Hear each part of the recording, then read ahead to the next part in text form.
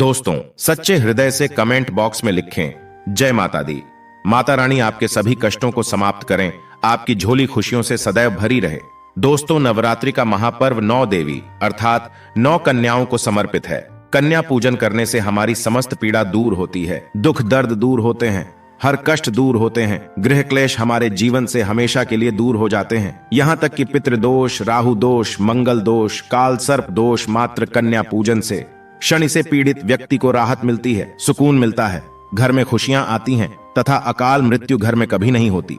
दोस्तों, आपको बता दें, इस बार माता रानी घोड़े की सवारी पर पृथ्वी लोक पर आ चुकी है। जब माता रानी घोड़े पर सवार होकर आती है तो ये धरती के लिए ज्यादा शुभ नहीं माना जाता है। ऐसी स्थिति में समाज और राजनीति में बड़े बदलाव देखने को मिलते हैं। इसके अलावा युद्ध और अशांति स्थिति उत्पन्न होती है, राजनीतिक में बड़ी उथल पुथल मच जाती है, प्राकृतिक आपदाएं भी आती हैं। अगर चैत्र नवरात्रि में लगातार 9 दिन मां दुर्गा की उपासना की जाए तो उनकी सवारी का नकारात्मक प्रभाव कम हो जाएगा। इस बार चैत्र नवरात्रि 9 अप्रैल दिन मंगलवार को शुरू होकर और इसका समापन 17 अप्रैल दिन बुधवार को होगा। दोस्तों, नवरात्रि की अष्टमी और नवमी तिथि पर कन्या पूजन का विधान है। इस बार महाअष्टमी तिथि 16 अप्रैल यानी कि इस दिन मंगलवार है और नवमी तिथि 17 अप्रैल दिन बुधवार को है। ऐसे में आप अष्टमी और नवमी को इन दोनों तिथियों में कन्या पूजन अवश्य ही करें। कन्याओं को भोजन अवश्य खिलाएं। शास्त्रों में 9 दिनों के नवरात्रि को बहुत ही शुभ और मंगलकारी माना जाता है। नवरात्रि में माता रानी का व्रत और पूजन किया जाता है, लेकिन नवरात्रि के दौरान सबसे ज्यादा महत्व होता है कन्या पूजन का। दोस्तों, कन्या रानी जो होती हैं, फूल की पंखुड़ियों की तरह नाजुक होती हैं। कन्या पूजन सर्वप्रिय है, श्रेष्ठ है।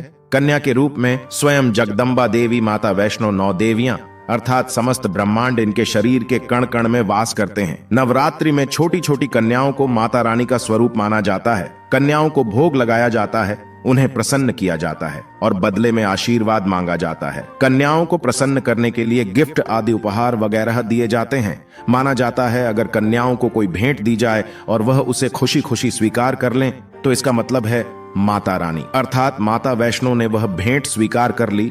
जिन पर कन्याएं प्रसन्न होती हैं तो समझो उन्हें माता रानी का आशीर्वाद मिल गया और माता रानी की कृपा से उन्हें मुहमांगा वरदान प्राप्त होता है। कन्या पूजन कोई मामूली पूजन नहीं होता। समस्त ब्रह्मांड में जो पूजा होती है उनसे बढ़कर कन्या पूजन को माना जाता है। 10 बार गंगा स्नान करने से और 100 बार यज्ञ करने से तथा 1000 बार यात्रा करने से जो पुण्य मिलता है वह मात्र 1 बार कन्या पूजन करने से करोड़ों गुना भक्त को मिल जाता है। नवरात्रि में 2 साल से लेकर 10 साल तक की कन्या का पूजन होना चाहिए। अष्टमी अथवा नवमी को कन्याओं के पैर धोकर भोजन कराना, उपहार आदि देना श्रेष्ठ माना जाता है। ऐसा मौका कभी हाथों से नहीं जाने देना चाहिए। इस दिन जितना ज्यादा हो सके कन्याओं को हाथ पकड़कर, पैर पकड़कर अपने घर तक लेकर आएं। दोस्तों, कैसे करें कन्याओं का स्वागत? कन्या जब आपके घर आए तब सभी के पैरों को दूध और पानी से धुलाना चाहिए। खासकर मर्दों को कन्याओं के पैर जरूर धोने चाहिए, इससे मैया वैष्णव प्रसन्न होती हैं। दोस्तों, फिर उसके बाद कन्याओं को किसी साफ जगह पर जमीन पर कपड़ा बिछाकर बैठाना चाहिए। उनके माथे पर अक्षत, फूल और कुमकुम लगाना चाहिए। फिर उसके बाद भोजन ग्रहण करवाना चाहिए, लेकिन हमेशा याद रहे कन्याओं की थाली में 3 पूरियां कभी न रखें। इसे शुभ नहीं, घोर अशुभ माना जाता है। 3 पूरियां तथा 3 रोटियां मरने वाले व्यक्ति के लिए निकाली जाती हैं और जेल में कैदियों के लिए दी जाती हैं। ऐसे में कन्याओं को उनकी थाली में 3 पूरी कभी न दें, लेकिन 1-2 करके पूरियां दे सकते हैं। इससे 3 संख्या बढ़ जाती हैं और दोष भी नहीं लगता। दोस्तों, कन्याओं को खाना खिलाने के बाद अंत में कन्याओं के सर पर लाल चुनरी उड़ाना चाहिए और भोजन में आपको खीर, पूरी, हलवा, चना तथा आलू की सब्जी, छोले वगैरह की सब्जी खिलानी चाहिए। पनीर आदि भी खिलाया जा सकता है। वैसे माता रानी का प्रिय भोजन खीर, हलवा, पूड़ी और छोले आदि ही हैं, लेकिन भूल से भी लहसुन और प्याज का इस्तेमाल कभी न करें, अन्यथा अनर्थ हो जाएगा। अक्सर कई लोग कन्याओं को कुरकुरे का पैकेट, चिप्स वगैरह का पैकेट खिलाते हैं, जो कि घोर अनर्थ माना जाता है, क्योंकि इसमें लहसुन प्याज का इस्तेमाल होता है, जिसके कारण आपका व्रत खंडित हो सकता है। मां दुर्गा क्रोधित हो सकती हैं। जहां आपने 9 दिनों तक लहसुन प्याज का परहेज किया, लेकिन आपकी एक गलती पूरे व्रत को खंडित कर सकती है। इतना भी नादान नहीं बनना चाहिए कि माता रानी रुष्ट हो जाएं और कन्याओं को भी अशुद्ध होना पड़े। कन्याओं को डब्बा बंद कोई भी ऐसी चीज न खिलाएं जिसमें लहसुन प्याज होता है। कई चीज तो ऐसी होती है मार्केट में जिसके अंदर लहसुन प्याज का इस्तेमाल होता है। ऐसा आप कभी मत करना दोस्तों। कई लोग कन्या पूजन में खाना घर पर नहीं बनाते और मार्केट से रेडीमेड लाकर ही खिलाते हैं तथा दही जलेबी खिलाते हैं, जो कि शुभ नहीं माना जाता। दोस्तों, ऐसा खाना खिलाते हैं जिनके घर में मान लीजिए कोई दुर्घटना आदि हो गई है या घर में कोई बीमार है या कोई मुसीबत है, तब वह ऐसा करते हैं। लेकिन अगर आप स्वस्थ हैं, आपको कोई पीड़ा नहीं है, तो ऐसा भूल कर भी नहीं करना चाहिए। माता रानी दही जलेबी नहीं, आपके हाथों का बना भोजन खाना चाहती है, आपका प्यार चाहती है। फिर चाहे आप घर में एक ही पूरी क्यों ना बनाएं, माता के लिए आप स्वयं ही अपने हाथों से माता रानी को भोजन खिलाएं। देखिए, भले ही आप दही जलेबी खिला सकते हैं, परंतु माता को घर का बना हुआ शुद्ध भोजन ही अति प्रिय है। खासकर नवरात्रों के दौरान घर में पक्का खाना अवश्य बनाना चाहिए। माता रानी बहुत प्रसन्न होती है। घर का बना पका खाना ही कन्याओं को खिलाना चाहिए। हमेशा याद रखें, कन्याओं को प्लास्टिक के बने बर्तन में खाना नहीं खिलाना चाहिए। ऐसे बर्तन पूजा पाठ के लिए शुभ नहीं, अशुभ होते हैं, क्योंकि प्लास्टिक के ज्यादातर बर्तन जो होते हैं जानवरों की हड्डियों द्वारा बनाए जाते हैं। इसीलिए ऐसा पाप मत करना। कन्याओं को हमेशा स्टील के बर्तन या पत्तों से बने बर्तनों में ही भोजन कराना चाहिए। बहुत ही शुभ माना गया है। अगर पेड़ के पत्ते में भोजन कराते हैं तो माता अभय वरदान प्रदान करती है। दोस्तों, एक और बात हम आपको बताने वाले हैं कि यदि नवरात्रों के समाप्त होने के बाद यदि बीच में कन्या पूजन में शुक्रवार का दिन पड़ जाए तो कन्याओं को कोई भी खट्टी चीज नहीं खिलाना चाहिए, क्योंकि शुक्रवार का दिन माता संतोषी को समर्पित होता है और माता संतोषी नवरात्रों के दिनों में सक्रिय अवस्था में होती है, यानी वो भी 9 देवियों के साथ में आपके घर में आती हैं। इसीलिए कन्याओं को भूलकर भी शुक्रवार का दिन अगर पड़ जाए तो खट्टी चीज घर में नहीं बनाना चाहिए और कन्याओं को भी खट्टी चीज नहीं खिलाना चाहिए। घोर पाप लगेगा, आपका किया कराया सब बर्बाद हो सकता है। खट्टी चीजों से माता संतोषी रुष्ट हो सकती हैं, चिढ़ सकती हैं, आपको श्राप दे सकती हैं। इसीलिए नादान न बने। दोस्तों, भोजन कराने के बाद कन्याओं की थाली में एक लौंग जरूर रखना चाहिए, क्योंकि लौंग देवी शक्ति तथा दुर्गा मां को बहुत प्रिय है। लौंग माता शक्ति का प्रतीक होती है।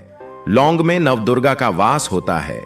इन 9 दिनों में माता रानी को लौंग का भोग ही लगाया जाता है। तो खाना खाने के बाद कन्याओं को लौंग अवश्य अर्पित करें। माता रानी को अमृत से बढ़कर लौंग प्रिय है, इसीलिए कन्याओं को थाली में चुपचाप एक लौंग जरूर रख दें। आपका भाग्य चमक जाएगा। माता लक्ष्मी आपके जीवन में धन की कोई भी कमी नहीं होने देंगी। दोस्तों, आपको बता दें कन्याओं को उपहार में क्या दें। कन्याओं को खुश करने के लिए उनकी थाली में दक्षिणा डालें, ताकि आपके घर में संपन्नता बनी रहे तथा धन की कोई भी कमी ना हो। कन्या जब आपके घर से खुशी खुशी धन लेकर जाती है तो वह भी आपको खुशी खुशी कई गुना आपको धन प्रदान करती है। इस समय कंजूसी मत करना, खुशी खुशी कन्याओं को धन अवश्य देना। कन्याओं को कोई सुंदर गिफ्ट दे सकते हैं। शास्त्रों में बताया जाता है कि कन्या जितना खुश होती है, माता रानी उतना ही जल्द फल की प्राप्ति प्रदान करती है। ऐसे में आप कन्याओं को चॉकलेट बॉक्स दे सकते हैं तथा खूबसूरत कपड़े दे सकते हैं। याद रहे, काले कपड़े ना दें और स्टील के बर्तन भी गिफ्ट के तौर पर दे सकते हैं। याद रहे कि कन्याओं को लोहे का कोई भी सामान नहीं देना चाहिए, नहीं तो राहु केतु का प्रभाव आपके जीवन में प्रवेश कर जाएगा। राहु मन में प्रवेश कर जाएगा, राहु काल तथा राहु दोष आपको लग जाएगा, आप बर्बाद भी हो सकते हैं। दोस्तों, जब कन्या अपने घर के लिए प्रस्थान करें तो उनके चरण जरूर छू लें और अपने मन में अपनी प्रार्थना को पूरा करें। सच्चे दिल से मांगी हुई मुराद माता रानी अवश्य ही पूरी करती है। सच्चे दिल का मतलब होता है मन में कोई भी लालच ना हो, और अगर वह लालच माता को पाने के लिए बन जाए तो उसे बोलते हैं सच्ची श्रद्धा और सच्ची भक्ति। ऐसी भक्ति के आगे स्वयं 33 कोटि देवी देवता आपको नमस्कार करते हैं। दोस्तों, नवरात्रों के दिनों में अगर मिल जाए आपको यह संकेत, तो समझो मां दुर्गा आपके घर में आ चुकी हैं। ये संकेत बताते हैं मां दुर्गा का आशीर्वाद आपको प्राप्त होने वाला है। तो आइए शुरू करते हैं दोस्तों। पहला संकेत, जब आप कलश स्थापना करते हैं तो जौ से निकली हरियाली बहुत ही शुभ मानी गई है। कहा जाता है कि जौ से निकली हरियाली हमारे भविष्य में होने वाले अच्छे और बुरे होने का संकेत देती है। ये सभी बातें हमारे आने वाले साल का भविष्य बताती हैं। यदि आपने जौ बोए हैं और वह किसी कारणवश नहीं हो पाए हैं, तो यह संकेत बड़ा ही मनहूस माना गया है। कहा जाता है कि नवरात्रों में जौ अगर सूख जाते हैं या बढ़ते नहीं हैं, तो आपको समझ लेना चाहिए कि यह साल आपका खराब होने वाला है तथा घर में कोई बीमारी आने वाली है, या दिन दुगनी रात चौगुनी आपकी कम होने वाली है या घटने वाली है। दोस्तों, यह धन हानि का संकेत माना गया है, क्योंकि आपने कोई न कोई गलती ऐसी कर दी होगी जिसके कारण माता रानी नाराज हो गई हैं। इसीलिए माता से आप क्षमा अवश्य मांग लें। माँ अपने भक्तों को अवश्य माफ करती है। एक माँ ही होती है जो अपने बेटे को, अपने लाल को हर गलती पर माफ करती है। लेकिन ऐसा बेटा किस काम का जो माँ से माफी न मांगे। इसीलिए माता रानी से अपनी गलती की माफी अवश्य मांग लें। मैया वैष्णो अपने भक्तों को कभी निराश ही नहीं करती, बल्कि उन्हें धन धान्य से और खुशियों से परिपूर्ण बना देती है। और दोस्तों, यदि जौ हरे भरे हो जाते हैं तो यह शुभ संकेत होता है। इससे आने वाले समय में आपको बहुत ज्यादा ही धन लाभ होगा। माना जाता है कि 1 रुपए का सिक्का या चांदी का कोई भी सिक्का जौ के बीचों बीच में अगर मिट्टी में दबा दिया जाए तो घर में सुख समृद्धि आती है। माता लक्ष्मी दौड़ी दौड़ी चली आती है। जौ के अंदर हमेशा 1 रुपए का सिक्का अवश्य डालना चाहिए। जौ को खाली नहीं रखना चाहिए, उसमें धन वगैरह अवश्य डालना चाहिए। इससे माता का आशीर्वाद सदैव परिवार पर बना रहता है और जीवन में कोई भी संकट नहीं आता। खाली जौ मतलब धन भी खाली, खुशियां भी खाली ही मिलेंगी। दोस्तों, नंबर 2, यदि आपकी नींद नवरात्रों के दौरान सुबह 4 बजे के आसपास खुलती है तो इसे बड़ा ही शुभ संकेत माना जाता है, क्योंकि यह समय ब्रह्म मुहूर्त कहलाता है। इस समय देवी शक्ति अपने सच्चे भक्तों को ही जागती है। इस समय उठाना मतलब माता की कृपा प्राप्त करने के बराबर माना गया है। ये संकेत बताते हैं कि माता की सच्ची भक्ति का प्रभाव आपके ऊपर हो चुका है और माता रानी आपको जल्दी ही कोई खुशखबरी देने वाली है। माँ आपकी सच्ची भक्ति से बहुत खुश हैं। दोस्तों, नंबर 3, यदि नवरात्रि में आपका मन प्रसन्न होने लगे, पूजा पाठ में आपका मन लगने लगे, पूजा करते समय मन का शांत होना यह दर्शाता है कि आपको बहुत जल्द मां की कृपा प्राप्त होने वाली है। माता रानी आपकी भक्ति से बहुत खुश हैं। आपकी भक्ति माता रानी को आनंद दे रही है। ऐसे व्यक्ति को समझ जाना चाहिए कि उसके जीवन में अब अच्छा समय आने वाला है। दोस्तों, नंबर 4, नवरात्रों के दौरान अगर मां के गले से फूल गिर जाए तथा जौ के हरे भरे पत्ते अगर बिना हवा के हिल जाएं, तो इसे अति उत्तम माना गया है। यह संकेत बताता है कि माता रानी का आगमन आपके घर में स्थायी रूप से हो चुका है। आपको माता लक्ष्मी की कृपा प्राप्त होने वाली है। यह संकेत कुछ खास लोगों को ही दिखाई देते हैं। माना जाता है कि पूजा करते समय अगर धुआं अधिक बढ़ जाए तो इससे यह पता चलता है कि आपको माता रानी की कृपा प्राप्त होने वाली है।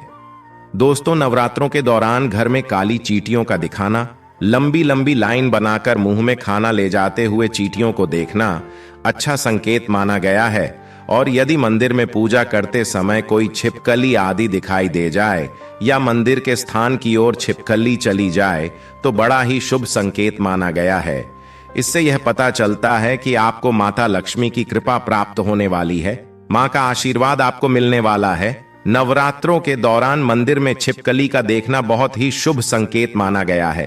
आपकी भक्ति का फल आपको शीघ्र ही मिलने वाला है, क्योंकि छिपकली को माता लक्ष्मी का प्रतीक माना गया है।